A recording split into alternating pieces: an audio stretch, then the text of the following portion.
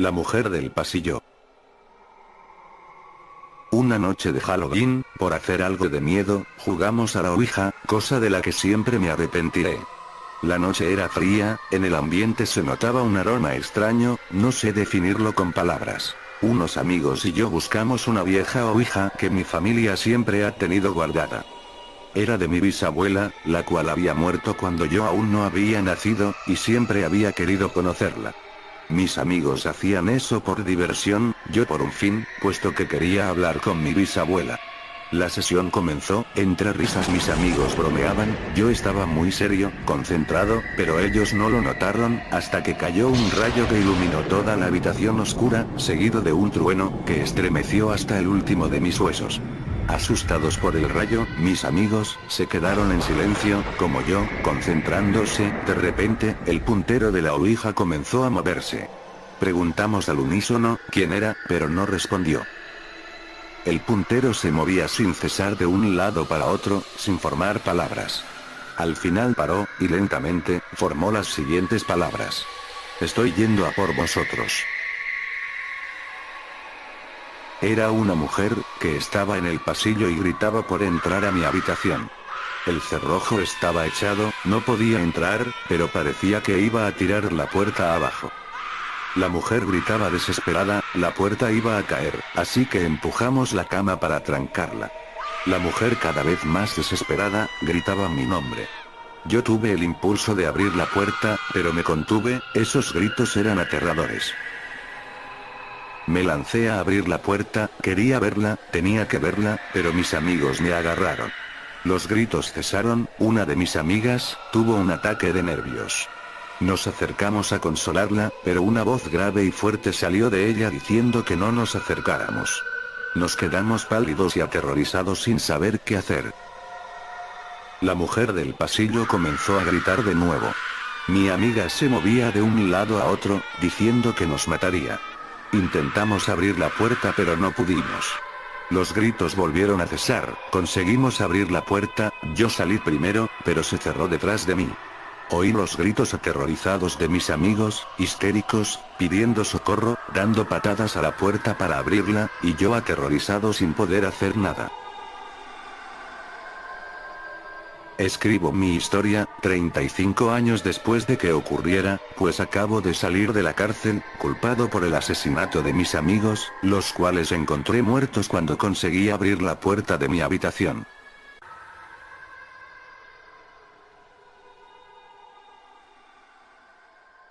La chica de la curva.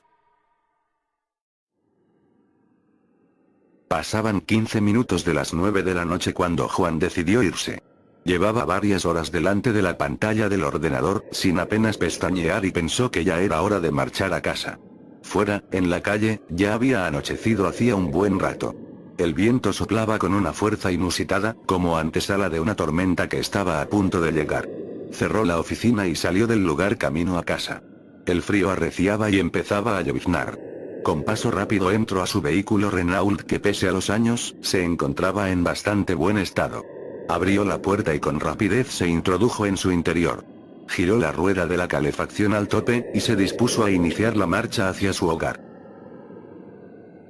La tormenta se fue volviendo cada vez más virulenta a medida que se alejaba de la oficina. Aún le quedaban unos 50 kilómetros hasta llegar a su casa, situada en las afueras de una pequeña ciudad dormitorio.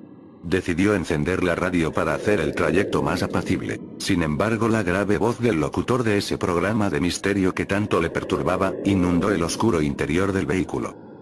No le gustaba nada regresar a casa por este camino, menos cuando hacía una noche tan desapacible como esta, ya que el camino no se encontraba en buen estado y apenas había iluminación.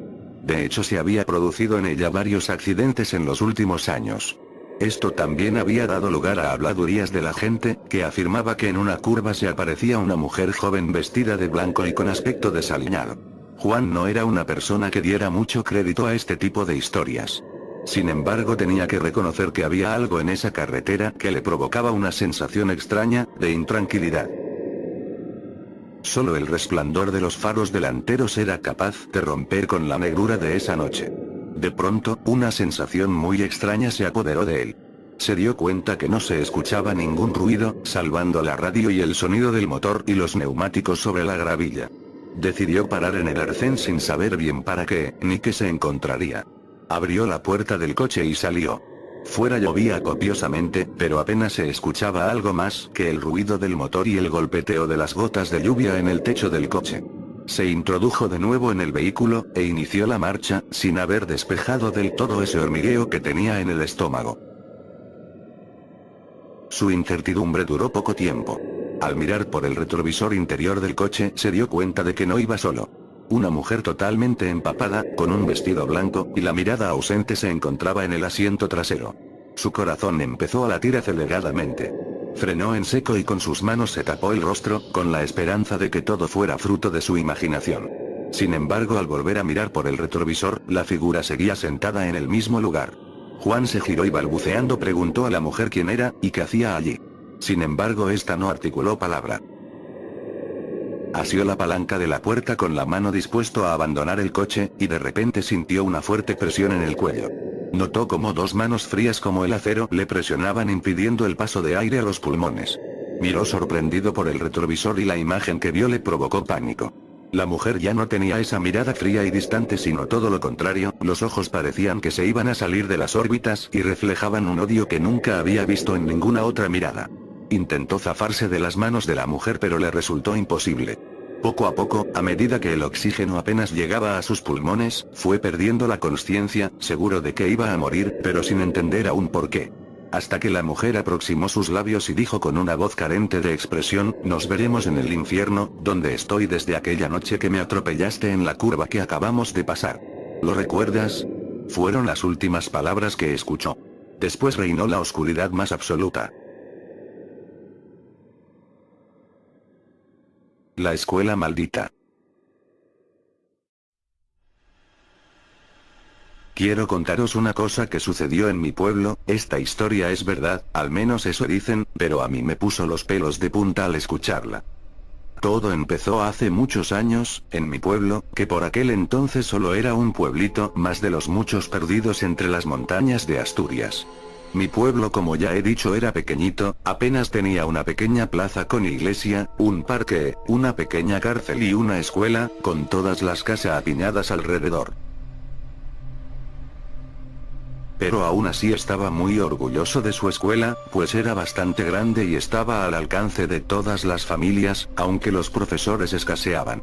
La profesora, una joven muy guapa y que había empezado hacía apenas un mes, puso la radio para oír el parte del tiempo, pues la clase se iba el día siguiente al monte de excursión. Pero a la mitad del parte, un hombre con voz muy grave cortó la comunicación y dio una noticia de última hora. Les comunicamos que se ha escapado un peligroso asesino de la cárcel del pueblo. Por favor, les rogamos que cierren herméticamente puertas y ventanas hasta que sea detenido. Los niños se asustaron mucho y con razón. La cárcel quedaba muy cerca de la escuela. La profesora los tranquilizó y se puso a contarles historias para que se calmaran. Pero a una niña le entraron muchas ganas de ir al baño. La profesora, con la poca experiencia que tenía y después de lo que habían dicho en la radio, no sabía si dejar a la niña ir, pero esta insistía tanto que al final la dejó. Antes de marchar, acordaron una contraseña para saber que era la niña y no el temido preso. Cuando llegara, tenía que dar 3 golpes en la puerta y arañarla 2 veces.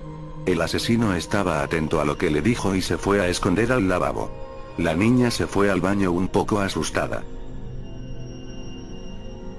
Cuando el preso vio acercarse a la niña, la agarró y la torturó sin piedad y luego le cortó la cabeza. La profesora estaba ya preocupada, habían pasado 30 minutos y la niña aún no había vuelto. Pero de pronto, en la puerta se escucharon 3 golpes y 2 arañazos. Es ella, pensó la joven. Pero al abrir la puerta, se encontró con el cuerpo sin cabeza de la pobre niña, que a la vista se notaba que fue golpeada y torturada de forma muy macabra. De un salto, el preso entró en la clase, y entre gritos de terror, dolor y sufrimiento acabó con todos los niños. Solo la profesora quedó con vida, la cual logró saltar por la ventana y huir del lugar. Hoy en día está en un psiquiátrico, no puede parar de repetir una y otra vez: 3 golpes y 2 arañazos, 3 golpes y 2 arañazos. La escuela estuvo a punto de ser derrumbada, pues solo traía malos recuerdos. Pero al final la dejaron como psiquiátrico. Dicen que si entras, en el baño podrás ver la cabeza de la niña, que te mira fijamente con ojos llenos de terror, y en la sala de clases, chorrean gotas de sangre por las paredes.